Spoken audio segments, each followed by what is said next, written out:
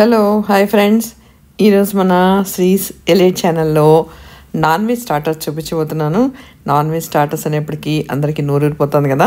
Fish తోటి fish fingers ఎలా తయారు చేసుకోవాలో చూద్దాం. బోన్లెస్ ఫిష్ తెచ్చుకుని మనకి కావాల్సిన సైజులో పొడుగ్గా పీసెస్ కట్ చేసుకుని ఒక బౌల్లో వేసుకుందాం. బోన్లెస్ ఫిష్ అనేప్పటికీ పిల్లలు కూడా ఇష్టంగా తింటారు, సో డెఫినెట్గా ట్రై చేయండి.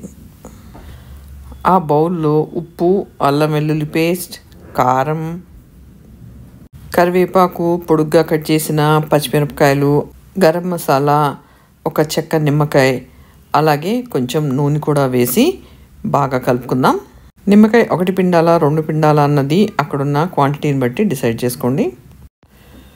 ఈ పీసెస్లో 1 స్పూన్ మైదా అలాగే ఎగ్ కూడా వేసి బాగా కలుపుకుందాం. ఇన్ కేస్ మీకు కొంచెం పలచగా ఉందనిపిస్తే ఇంకొంచెం మైదా వేసి కలపండి.